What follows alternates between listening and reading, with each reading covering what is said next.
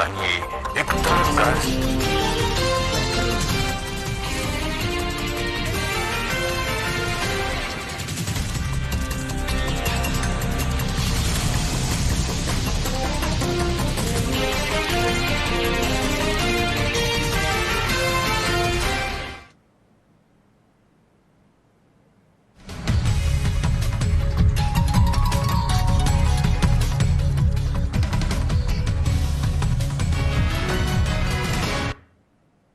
नमस्कार, news update में आपका स्वागत है। मैं हूं आपके साथ सिमरन मिश्रा। बढ़ते हैं खबरों की ओर। तो सीएम धामी ने उधम सिंह नगर लोकसभा सीट से भाजपा प्रत्याशी अजय भट्ट के समर्थन में प्रचार किया। सीएम धामी ने रविवार की सुबह अपने गृह क्षेत्र खटीमा की लोहिया रोड से एक विशाल जन समर्थन रैली निकाली, जो कि नगर के मुख्य मार्गों से होती हुई सीमांत चटिया फार्म क्षेत्र तक गई, जहां मुख्यमंत्री ने जनसभा को संबोधित करते हुए कहा कि खटीमा क्षेत्र मिनी इंडिया के समान है। यहां का मतदाता जानता है कि देश के लिए क्या उचित है। साथ ही सीएम ने भाजपा के कार्य गिनाकर इस बार भाजपा के 400 पार का दावा किया है।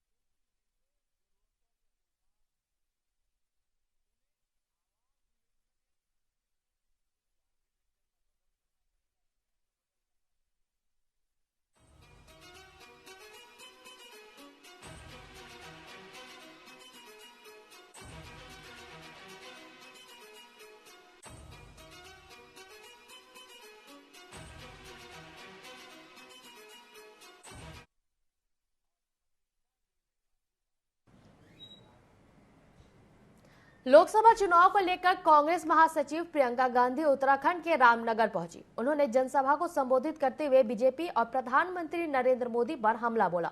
उन्होंने कहा कि उत्तराखंड की जनता से बीजेपी को कोई विशेष प्रेम नहीं है, केवल दिखावे की बातें हैं। उन्होंने अग्निवीर योजना को देश की सेवा के लिए तैयार करने वाले युवाओं के साथ सबसे बड़ा धोखा बताया है।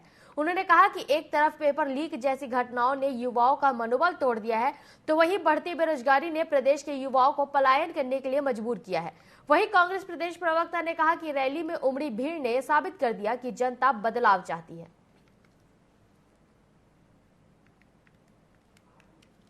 देखिए, हमारी रैली पूरी सफल रही है और प्रियंका गांधी जी ने कार्यकर्ताओं का मनोबल और बढ़ाने का प्रयास किया। जिस तरह भारतीय जनता पार्टी झूठ फैला रही थी कि आपके शीर्ष नेतृत्व नहीं आ रहा, ये उनके लिए भी एक करारा जवाब है। शीर्ष नेतृत्व आ भी गया और कार्यकर्ताओं का मनोबल पहले ही बढ़ा हुआ था, वो और बढ़ा। और मुझे लगता है अब हम जो है 5 सीट पे इस बार जीतेंगे और भाजपा को हम बताएंगे कि किस तरह से आप जो बोलते हैं, आप डरे हुए जो लोग थे, जो आपका 40 स्टार प्रचारकों को बुलाने के यहाँ सोच रहे थे कि वो आपका प्रचार करेंगे, आज हमारा प्रचार लगभग समाप्ति की ओर है। लेकिन हमारे जितने विधायक सांसदगण हैं अच्छा प्रचार कर रहे हैं। उत्तराखंड में बीजेपी के राजनीतिक पीच पर प्रियंका गांधी ने सैनिकों के सम्मान और महिला सुरक्षा को लेकर सवाल दागे, जिस पर हरिद्वार पहुंचे बीजेपी के प्रदेश प्रवक्ता ने पलटवार करते हुए उनसे सवाल किया।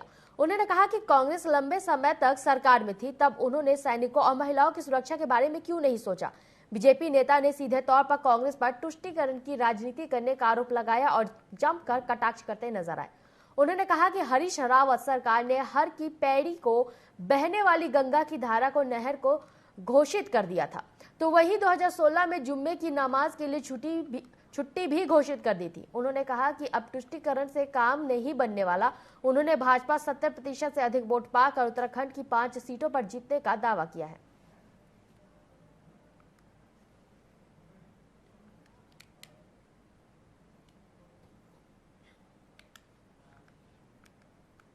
मैं उनसे पूछना चाहता हूं कि ये वही कांग्रेस है जो आज सैनिकों के सम्मान की बात कर रही है। 1996 से पहले जब कांग्रेस की सरकारें देश में होती थी, क्या सैनिकों के सम्मान की इनको याद नहीं आई? ये एक काला बक्सा, काला कंबल, 5 पैसे का पोस्ट कार्ड लेकर के शहीद सैनिक के घर भेजते थे। इनको याद आया नहीं आया? दूसरी बात, जो हमारा सबसे धार्मिक और सबसे पवित्र स्थान हरिद्वार में हर की पहाड़ी है, उसको इन्होंने एक शासनादेश निकाल करके नहर का स्वरूप दे दिया। इन्होंने कहा साहब ये तो नहर है। अब राउत जी ने 4 दिन पहले कहा कि मैंने जुम्मे के नमाज का कोई वो जारी नहीं किया था। मैंने आपको दिखाया ना अभी, वो ये है ना, ये जिसमें उन्होंने साफ बोला है कि कह रहे हैं, राउत जी उसमें मुख्यमंत्री थे, वो कह रहे हैं कि 2 घंटे की उनको वो छुट्टी मिलनी चाहिए। नहीं, सजा तो जनता देगी। उत्तराखंड में बीजेपी की राजनीतिक पीच पर प्रियंका गांधी ने सैनिकों के सम्मान और महिला सुरक्षा को लेकर सवाल दागे, जिस पर हरिद्वार पहुंचे बीजेपी के प्रदेश प्रवक्ता ने पलटवार करते हुए उनसे सवाल किया। उन्होंने कहा कि कांग्रेस लंबे समय तक सरकार में थी, तब उन्होंने सैनिकों और महिलाओं की सुरक्षा के बारे में क्यों नहीं सोचा। बीजेपी नेता ने सीधे तौर पर कांग्रेस पर तुष्टीकरण की राजनीति करने का आरोप लगाया और जमकर कटाक्ष करते नजर आए। उन्होंने कहा कि हरीश रावत सरकार ने हर की पैड़ी पर बहने वाली गंगा की धारा को नहर घोषित कर दिया था, तो वही 2016 में जुम्मे की नमाज के लिए छुट्टी भी घोषित कर दी थी। उन्होंने कहा कि अब तुष्टीकरण से काम नहीं बनने वाला। उन्होंने भाजपा 70 से अधिक वोट पाकर उत्तराखंड की 5 सीटों पर जीतने का दावा किया है।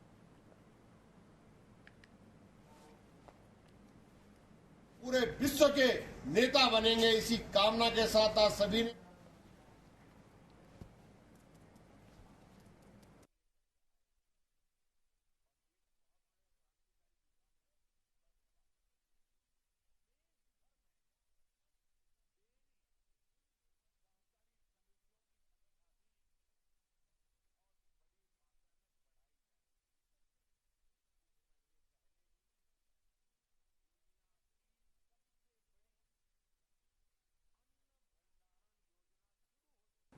उत्तराखंड के गंगोत्री विधायक सुरेश सिंह चौहान के नेतृत्व में भाजपा कार्यकर्ता उपला टकनौर क्षेत्र में प्रचार करने पहुंचे। भाजपा कार्यकर्ताओं ने प्रचार की शुरुआत मां गंगा के मंदिर से की। इस दौरान विधायक ने पीएम मोदी के आरोग्य, जीवन और 400 पार लक्ष्य के लिए पूजा पाठ की। साथ ही टिहरी संसदीय क्षेत्र से भाजपा प्रत्याशी माला राज्य लक्ष्मी शाह के पक्ष में अधिक से अधिक मतदान करने की भी अपील की है।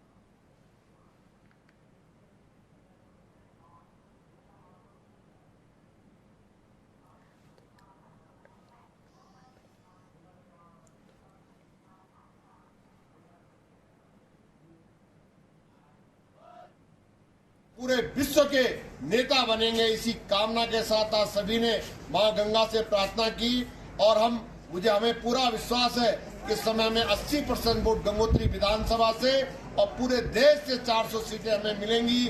माननीय मोदी जी मां गंगा की कृपा से, यहाँ की देवी देवताओं की कृपा से पुनः प्रचंड बहुमत से प्रधानमंत्री बनेंगे। उत्तराखंड में लोकसभा चुनाव में मतदान होने के लिए मात्र कुछ ही दिन बचे हुए हैं। ऐसे में जहां भाजपा चुनावी माहौल बनाने के लिए लगातार मैदान में है और स्टार प्रचारकों की रैली करवा रही है, लेकिन कांग्रेस पार्टी चुनाव प्रचार में पीछे नजर आ रही है। वहीं कांग्रेस के कुछ नेता और पदाधिकारी ऑफिस में बैठकर ही चुनाव की रणनीति बनाते नजर आ रहे हैं। चुनाव पर चर्चा को लेकर हमारे संवाददाता तापस विश्वास ने कांग्रेस के पार्षद सुरेश गौरी से खास बातचीत की।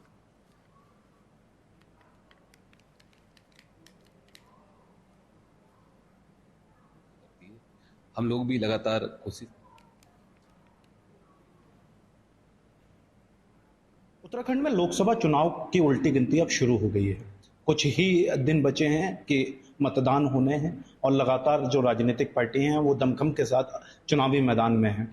चुनावी चर्चा में आज हमारे साथ रुद्रपुर क्षेत्र के वार्ड नंबर 1 के पार्षद यहाँ पर मौजूद हैं, जिनसे चर्चा करेंगे कि लोकसभा चुनाव में किस तरीके से वो दमखम के साथ अपनी पार्टी के साथ चुनावी मैदान में हैं। गौरी जी, सबसे पहले स्वागत करते हुए, और लोकसभा चुनाव की उल्टी गिनती शुरू हो गई है, कितने दमखम के साथ कांग्रेस पार्टी चुनावी मैदान में है?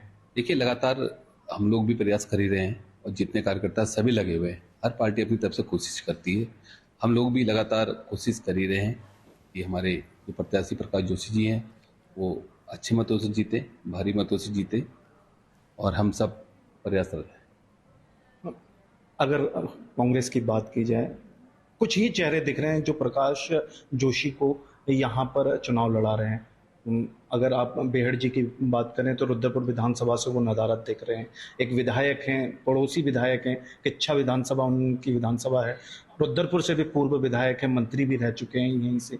लेकिन कहीं ना कहीं उनका इस विधानसभा में कार्यक्रम ना करना कई संकेत पैदा करता है, कई इशारे पैदा करता है। क्या कुछ कहेंगे? नहीं, देखिए ऐसा नहीं है। स्वास्थ्य खराब होने के कारण भी कुछ समस्याएं हैं उनके साथ, और लगातार अपने क्षेत्र में, क्योंकि किच्छा विधानसभा जहां से मैं पार्षद हूँ ये उनके क्षेत्र में पड़ता है। अभी बहुत बड़ा प्रोग्राम किया था उन्होंने, तो वो अपने क्षेत्र में जो भी उनकी विधानसभा के अंतर्गत आता है वहां लगे पड़े हैं। समय भी कम है, और उधर उस क्षेत्र में मीना शर्मा लड़ी थी, वो लगातार जिला अध्यक्ष हिमांशु काबा के संग लगी हुई है। अपनी अपनी जगह पे हर आदमी कोशिश कर ही रहा है। क्या लगता है कितने मतों से कांग्रेस यहाँ से चुनाव जीतेगी? जीतेगी, देखिए ज्यादा, क्योंकि जो भी प्रत्याशी हैं लगे पड़े हैं, और कोशिश यही करेंगे कि ज्यादा नहीं भी सही तो जीत होनी चाहिए हमारी। ज्यादा नहीं भी सही लेकिन जीत होनी चाहिए। ये आने वाला वक्त तय करेगा कि कांग्रेस के पाले में जीत आती है या हार आती है। देखने वाला आने वाला वक्त ये बताएगा कि कांग्रेस यहाँ से कितने मतों से विजय होती है या हो भी पाती है या नहीं। अपने सहयोगी के साथ तापस विश्वास, रुद्रपुर। अपर मुख्य निर्वाचन अधिकारी पौड़ी पहुंचे। उन्होंने चुनाव की तैयारियों का जायजा लिया, साथ ही पोलिंग बूथ का भी निरीक्षण किया। कलेक्ट्रेट सभागार में बैठक लेते हुए उन्होंने नोडल अफसरों को आयोग के दिशा निर्देशों के तहत काम करने को कहा। उन्होंने कहा कि जिले में सभी तरह की तैयारियां पूरी हैं। बैठक के बाद उन्होंने राजकीय मॉडल जूनियर हाई स्कूल और श्रीनगर रोड पर कृषि विभाग में बने पोलिंग बूथ निरीक्षण किया और BLO से वोटर को मतदान स्लिप उपलब्ध कराने को कहा। पोलिंग पार्टियों के डिपार्चर स्थल कंडोलिया में पार्किंग सहित पेयजल और खान पान के प्रबंधन को ठीक करने के भी निर्देश दिए गए। बैठक में CDO, संयुक्त मजिस्ट्रेट, उप जिला निर्वाचन अधिकारी मौजूद रहे।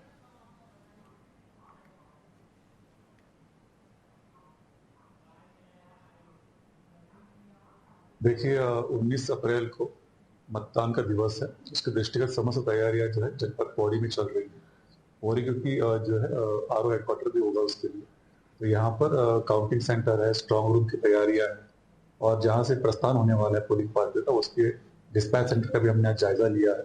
सभी व्यवस्थाएं जो है सुनिश्चित इनसे की जा रही हैं, और यहाँ के जो जिलाधिकारी महोदय हैं उनके द्वारा और जो AROs हैं वो भी अभी तैयारी पूर्ण कर चुके हैं।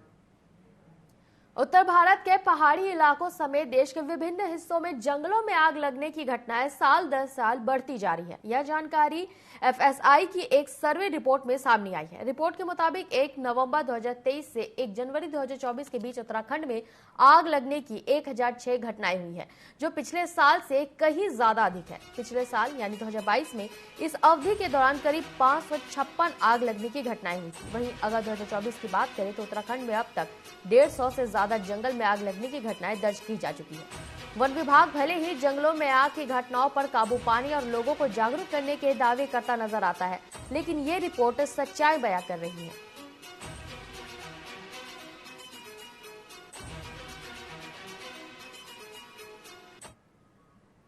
वनाग्नि की घटनाएं जो है, यद्यपि फायर सीजन तो हमारा स्टार्ट हो गया था 15 फरवरी से, लेकिन वनाग्नि की घटनाएं अभी 4-5 दिन पहले से जो है ज़्यादा आ रही हैं, और फायर अलर्ट्स भी जो हैं ज़्यादा संख्या में हमें प्राप्त हो रहे हैं।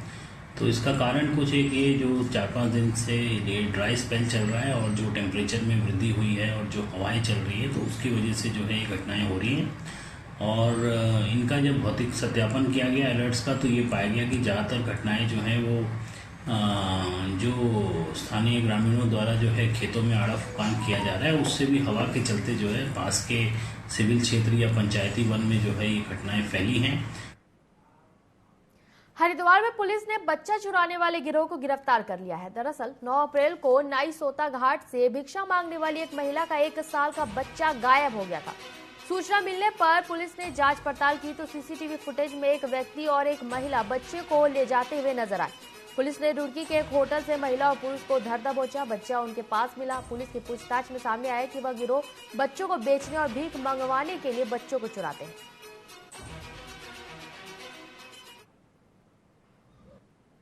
एक व्यक्ति जो इस बच्चे को ले जाता हुआ दिखाई दिया था, पुलिस ने उसको बैक ट्रैक कर करीब 200 से ऊपर CCTV हम लोगों के द्वारा इसमें खंगाले गए थे, और कम समय में इस पर लगातार हम लोग वर्क कर रहे थे।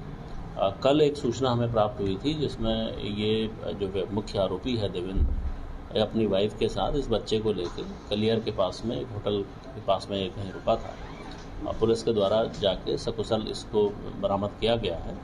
इस पूरे प्रकरण में पुलिस ने अपहरण का एक मुकदमा इस पर कायम किया था, क्योंकि बच्चा नाबालिग था। तो इसमें लगातार संजीदगी से प्रयास किया गया और सकुशल इसकी बरामदगी की गई। जिला निर्वाचन अधिकारी ने शनिवार को टिहरी विधानसभा के विभिन्न मतदान केंद्रों का निरीक्षण कर वहां की व्यवस्थाओं का जायजा लिया।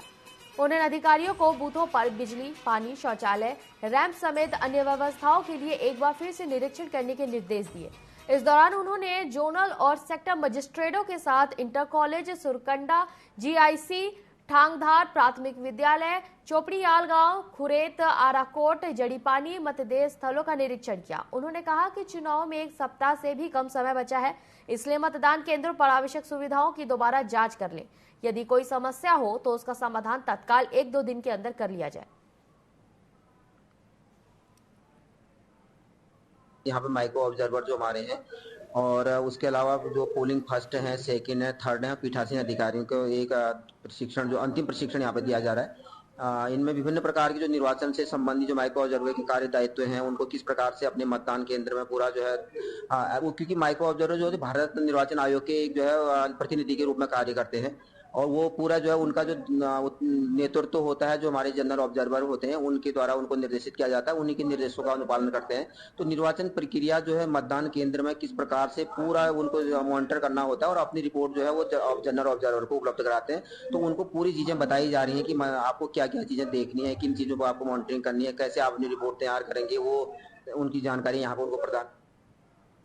नैनीताल में रविवार से अग्निशमन सेवा सप्ताह पखवाड़ा मनाया जा रहा है। नैनीताल फायर स्टेशन पर शहीदों को श्रद्धांजलि अर्पित कर एसएसपी नैनीताल ने हरी झंडी दिखाकर अग्निशमन सेवा सुरक्षा रैली को रवाना किया।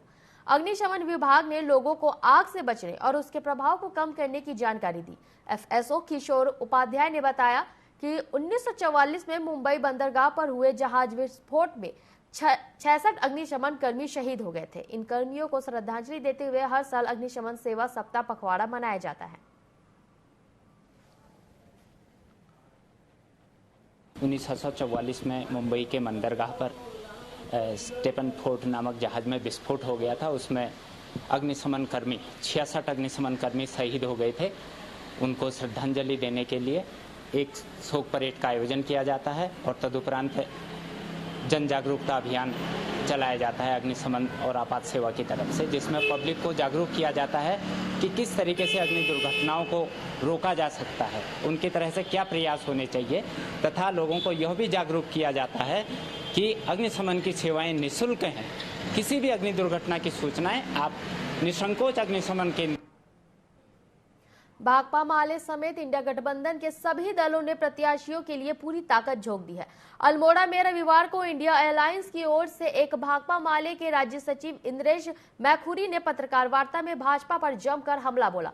मैखुरी ने कहा कि इलेक्टोरल बॉन्ड के खुलासे के बाद यह सिद्ध हो गया है कि भाजपा दुनिया की सबसे भ्रष्ट सरकार है। उन्होंने कहा कि शिक्षा, स्वास्थ्य, रोजगार समेत तमाम सवालों को लेकर आज जनता भाजपा से काफी नाराज है और सरकार पिछले 10 सालों से जरूरी सवालों पर चुप्पी साधी है। इंद्रेश मैखुरी ने कहा कि जनता प्रदेश की 5 सीटों के साथ ही देश भर में बदलाव चाहती है। भाजपा की वो अपनी सत्ता जाते हुए दिखाई दे रही है। महिलाओं पर निरंतर हमला हो रहा है और वो सरकार इलेक्टोरल बॉन्ड के खुलासे के बाद ये सिद्ध हुआ कि वो तो दुनिया की सबसे भ्रष्ट सरकार सिद्ध हुई है। इसलिए लोग अपनी जिंदगी के तमाम सवालों को लेकर के इस सरकार के खिलाफ हैं। लोग ऐसी सरकार को कतई बर्दाश्त नहीं करेंगे जो उनके रोजगार की, उनके सुविधाओं की, उनके तमाम सवालों पर चुप्पी थामे बैठी है और विज्ञापन के दम पर इस देश में काबिज होना चाहती है। और इसलिए हमारी जनता से अपील है कि जब वोट देने जाएं तो ये जो विज्ञापनी छवि गढ़ने की कोशिश है, इससे आगे हट करके अपनी जिंदगी के वास्तविक सवालों पर वोट दें और इंडिया गठबंधन के प्रत्याशियों के पक्ष में मतदान करें। नैनीताल में बाबा साहब भीमराव अंबेडकर की 133वीं जयंती बड़े ही धूमधाम से मनाई गई। नैनीताल के डीएसए मैदान से लेकर अंबेडकर भवन तक रैली निकाली गई। इसके बाद बाबा भीमराव अंबेडकर की मूर्ति पर माल्यार्पण किया गया। वक्ताओं ने अपने अपने विचार व्यक्त करते हुए कहा कि डॉक्टर भीमराव अंबेडकर भारतीय इतिहास के एक ऐसे इकलौते व्यक्ति हैं जिन्होंने दलितों और वंचितों को सामाजिक अधिकार दिलाने के लिए अपना संपूर्ण जीवन अर्पित कर दिया। हमारी ये मलताल फ्लैट से निकलते हुए तल्लीताल माल रोड होते हुए तल्लीताल अंबेडकर भवन, उससे पहले अम्बेडकर जी की पार्क पे वहाँ पर माल्यार्पण होगा। आज ये बाबा साहेब का जन्मदिन है और पूरा देश इसको मनाता है, तो संदेश यही है कि उनके बताए हुए मार्ग पर चलें और जो संविधान, इतना बड़ा देश का एक संविधान बनाया, उसकी रक्षा के लिए हम सब लोग। उत्तराखंड के पूर्व मुख्यमंत्री तीरथ सिंह रावत ने कहा कि भाजपा सरकार के विकास कार्यों से जनता पूरी तरह से प्रभावित है। जिस तरह से भ्रष्टाचार से मुक्ति मिली है, इसे देखते हुए जनता भाजपा प्रत्याशियों को चुनावी रण में जरूर जीत दिलाएगी। देखिए तीरथ सिंह रावत से उत्तराखंड ब्यूरो की खास बातचीत। लोकसभा चुनाव के प्रचार के अंतिम दौर में एक प्रेस वार्ता को संबोधित करते हुए पूर्व सांसद पौड़ी के रहे हैं तीरथ सिंह रावत जी। आज हम उनसे खास बातचीत करते हैं। किस तरीके का माहौल देख रहे हैं? चुनाव प्रचार में लगातार आप जुटे हुए हैं, क्या माहौल है भारतीय जनता पार्टी के प्रति? किस तरीके का रुझान आपको देखने को मिला है? लगातार रैलियों में आप रहे हैं। देखो, उत्तराखंड के अंदर विभिन्न क्षेत्रों में लोकसभा विधानसभा में होकर आया हूँ और आम जनमानस के बीच में जाने से लगा कि लोग प्रधानमंत्री मोदी जी को वोट करना चाहते हैं और प्रधानमंत्री मोदी जी का कायल हैं। और उसका कारण है कि जब पूछते हैं हम जनता से तो कहते हैं प्रधानमंत्री मोदी जी एक ऐसा व्यक्तित्व है जिन्होंने कि आम लोगों के बारे में सोचा, चिंता की है, देश के बारे में चिंता की है और सबको साथ लेकर विकास मुख्य मुद्दा। तो उत्तराखंड के अंदर जिस तरह चौमुखी विकास प्रधानमंत्री मोदी जी के नेतृत्व में हुआ है, शायद ही कभी हुआ हो। भूतो न भविष्यता ऐसे काम हुए हैं। सड़कों का जाल बिछ गया, रेलवे का आना, आजाद भारत में पहली बार पहाड़ में ट्रेन का चढ़ना, यह सब है। 4 धाम सड़क और यही नहीं तो केदारनाथ, बद्रीनाथ का जिस तरह विस्तारीकरण करने का काम हुआ है, उसके कारण लाखों यात्री आ रहे हैं। तो ये विकास है। हर घर में नल, नल में जल, शौचालय है, आयुष्मान योजना 5 लाख रुपए देकर इलाज गरीब भी करा सके। इस प्रकार विभिन्न प्रकार की योजनाएं, गरीब कल्याण योजना है। तो 80 करोड़ लोगों को इससे नवाजने का काम जो प्रधानमंत्री मोदी ने किया, तो उसको देखते हुए लोगों ने पूरी तरह प्रधानमंत्री मोदी जी को फिर तीसरी बार प्रधानमंत्री देखना चाहते हैं। विकसित भारत जिस तरह मोदी जी लेकर चल रहे 2047, और यह भी नहीं कि भारत की चिंता नहीं तो विश्व की भी चिंता, यह भारत बने ऐसा भारत। तो मोदी जी जो आम जनता को सामने रखना चाहते हैं, दिखना, उस आधार पे पूरी तरह जनता वोट भाजपा को, मोदी को। जो लगातार स्टार प्रचारक भारतीय जनता पार्टी के लगातार जनसभाएं और रैलियां कर रहे हैं, आज भी काफी बड़ी रैलियां हैं, जनसभाएं हैं, कितना प्रभाव रहेगा इनका? देखिए, जनसभाओं का भी अपना प्रभाव रहता है। अब मोदी जी जैसे अपना रुद्रपुर आए, फिर ऋषिकेश आए, तो जनता अपने आप ही टूट पड़ी मोदी जी को देखने के लिए, मोदी जी को सुनने के लिए। योगी जी का भी अपना प्रभाव, जिस तरह योगी जी को सुनने के लिए कल लोग देहरादून में तैयारी, श्रीनगर में तैयारी और रुड़की में तैयारी, ऐसा आज हल्द्वानी में, तो सब जगह और भी जगह जा रहे हैं। तो पूरी तरह जनता सुनना चाहती है, तो ये एक अपना प्रभाव स्वाभाविक डालेगी। ये तो पौड़ी लोकसभा क्षेत्र के पूर्व सांसद तीरथ सिंह रावत जिनसे हम अभी बात कर रहे थे, उन्होंने बताया कि जिस तरीके से स्टार प्रचारक लगातार चुनाव प्रचार में जुटे हुए हैं और जो विकास कार्य रहे हैं केंद्र सरकार के, उन्हीं उपलब्धियों को लेकर के जनता के बीच में भारतीय जनता पार्टी के कार्यकर्ता, पदाधिकारी और स्टार प्रचारक उतर रहे हैं। देखना होगा कि आगामी चुनाव के जो परिणाम आते हैं वो विकास के मुद्दों पर कितना प्रभावी रूप से भाजपा के पक्ष में वोट डालते हैं। अपने सहयोगी वैभव पटवाल और कैमरामैन हरीश यादव के साथ योगेश शैली, टीवी 24 देहरादून। न्यूज अपडेट में फिलहाल के लिए इतना ही। बने रहिए टीवी 24 के साथ। नमस्कार।